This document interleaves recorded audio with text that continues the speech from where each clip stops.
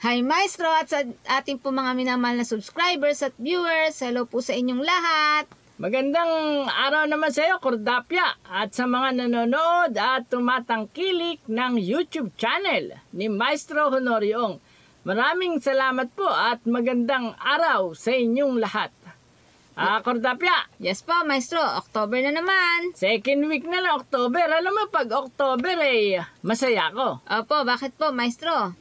Mansari namin ng girlfriend ko. Wow, happy anniversary! Dahil masaya tayo, bibigyan natin sila ng libreng weekly horoscope. At siyempre, bago natin sila bigyan ng libreng weekly horoscope, ay basahin mo muna ang mga nagpapa-shoutout. Hello po at shoutout po kay Ruby Panopio Lopez from Italy. Maria Rositer Sumagaysay from Romania. Hello din po kay Judiel Braille Mogatar from Hong Kong. Lilian Poblete from Singapore. Haruto Ashino from Tokyo, Japan. Hello po. Lolita Rendon from Kuwait. Rose Jane Eyas from Negros Oriental. Rosalinda Gloria from Gintong Araw, Panike, Aroroy, Masbate. Lino Puchero from General Trias, Cavite. At kay Nelia Umali. Alam mo, Cordapia, may isa pa tayong napaka-special na kaibigan sa Japan na nagpapa-shoutout at nagpapawis.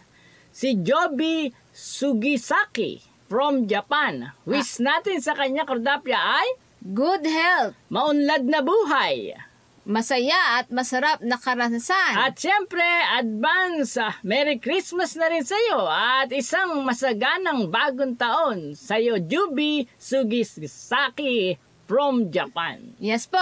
At shoutout din po sa ating mga minamahal na subscribers at viewers. At ngayon, Cordapia. Yes po. Malalaman nila ang kanilang kapalaran sa linggong ito sa larangan ng sex, pag-ibig, love life, salapi, negosyo, karir, travel, family, swerting kulay at swerting numero. At marami pang swerting darating sa inyo sa linggong ito. Kaya, nood na! Weekly Horoscope, October 8 to 14. At ngayon, Cordapia, basahin mo na ang zodiac sign na Aries. Yes po, Maestro. Aries, silang isinilang mula ika-21 ng Marso hanggang 19 ng Abril. Sa linggong ito, mag-utos ka at tiyak na ikaw ay masusunod. Ang bawat salitang lalabas sa iyong bibig ay magkakaroon ng kapangyarihan. Oo, walang makatatanggi sa iyong mabisang tinig. Kaya subukan mo na ngayon, mag-utos ka at tiyak na susundin ka ng sarili mo. Mapalad na kulay ang maroon. Maswerteng numero 6, 17, 25, 33, 39 at 43. Taurus, silang isinilang mula ika-20 ng Abril hanggang ika-20 ng Mayo. Maraming lumalapit sa iyo, kaya naman sa linggong ito, tulungan mo sila, pero wag naman sobra. Kapag lagi kang tumutulong, ang kakaiba nito, bukod sa tutulungan ka rin ng langit, mas marami, siksik-liglig at umaapaw sa itinulong mo ang ibabalik sa iyo. Mapalad na kulay ang tangerine, maswerteng numero 4, 13, 28, 31, 39 at 40. Gemini, silang isinilang mula ika-21 ng Mayo hanggang 21 ng Hunyo. Hindi lang cellphone at gadgets ang nagbabago ng model.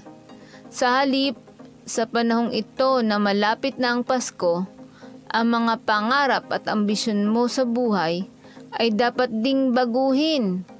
Mangarap ka ng mga bagong pangarap. Sa linggong ito, ang mga dati at luma mong mga pangarap na hindi natupad ay buburahin ng langit upang ang mga bagong pangarap mo ngayon ang nakatakdang matutupad at magkakatotoo. Mapalad na kulay ang pink. Maswerteng numero 5, 19, 21, 29, 37 at 41. Cancer. Silang isinilang mula ika-22 ng Hunyo hanggang ika-22 ng Hulyo. Pabago-bago ang ihip ng hangin at ikaw ay gayon din. Walang kasiguraduhan ang takbo ng iyong isipan at damdamin.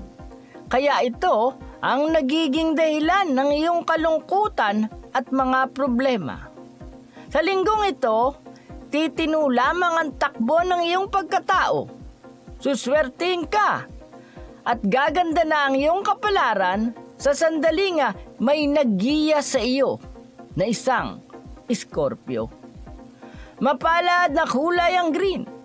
Maswerteng numero 2, 12, 20, 34, 37 at 44. Leo.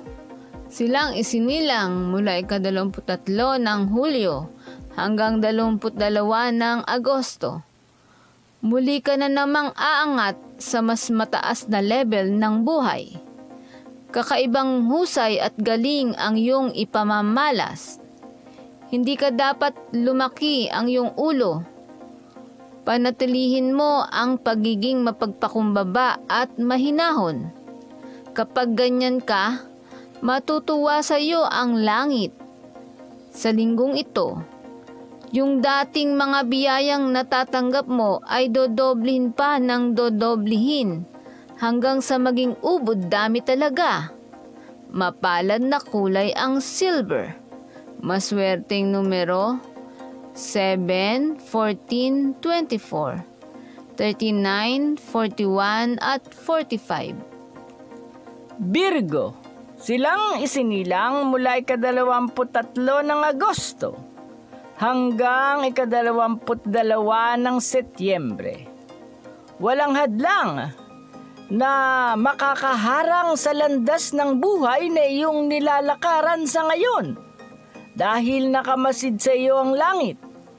At ang sinumang magtangka ay mapapahamak. Kaya sa linggong ito, kung anumang landasin ng buhay ang ibig mong maabot, tiyak na ito ay mararating mo. Mapalad na kulay ang orange. Maswerteng numero 6, 12, 22, 25, 32 at 43. Libra. Silang isinilang muli ika-23 ng Setyembre hanggang 23 ng Oktubre. Aangat ngayon ang iyong galing at husay. Marami ang magnanasa na maging bahagi ka ng kanilang buhay. Pero dahil maarte ka, tatanggihan mo silang lahat. Pero sa linggong ito, bibigyan ka pa rin ng langit ng isang magaling na nilalang na kahit na ayaw mo, siya ang makakahati mo sa isang masagana at maligayang buhay at siya rin ang magbibigay sa iyo ng swerte na laging tutulong at dadamay sa iyo. Mapalad na kulay ang red. Maswerteng numero 9, 11, 18. 36, 40 at 44. Scorpio. Silang isinilang mula ika-24 ng Oktubre hanggang ika-21 ng Nobyembre. Sa linggong ito, dahan-dahang kang iaangat ng langit at ganun din, dahang-dahang itataas ang iyong kapalaran patungo sa matayog na pag-unlad at pagsikat. Kaya dahan-dahan lang dahil kapag biglaan, ikaw ay magyayabang. Panatiliin ang pagiging mapagpakumbaba upang ang swerte ay tuloy-tuloy na dumating sa iyong buhay. Mapalad na kulay ang lilac. Maswerteng numero 7, 19, 25, 26, 35 at 43. Sagittarius, silang isinilang mula 22 ng Nobyembre hanggang 21 ng Disyembre. Sa linggong ito, ang kapalaran mo dito sa mundong ito ay kung ano ang iyong magugustuhan ay mapapasa iyo. Gusto mo ba ng kabuhayan, ng mga ari-arian at yaman? Gustuhin mo at mapapasayo ang lahat ng ito. Mapalad na kulay ang blue. Maswerteng numero 6, 18, 26, 32, 36 at 42. Capricorn, silang isinilang mula 22 ng Disyembre hanggang 19 ng Enero. Sadyang magara ang magiging kapalaran mo sa linggong ito dahil hindi ka mauunawaan ng kaibigan mo dahil masyadong mataas ang pangarap mo at masyado ring matayog ang mga iniisip mo. Magkagayon man, kahit na pataas ng pataas ang antas ng isipan at mga pinapangarap mo, ang lahat ng ito ay ipagkakalob sa iyo ng langit at magsisimula na ngayon. Mapalad na kulay ang violet. Maswerteng numero 2, 16, 26, 31, 37 at 44. Aquarius, silang isinilang mula 20 ng Enero hanggang 18 ng Pebrero. Sa linggong ito, ang swerteng panahon para sa iyo upang humingi ka ng pabor sa langit. Magugulat ka dahil higit sa inaasahan mong pabor ang mapapasayo.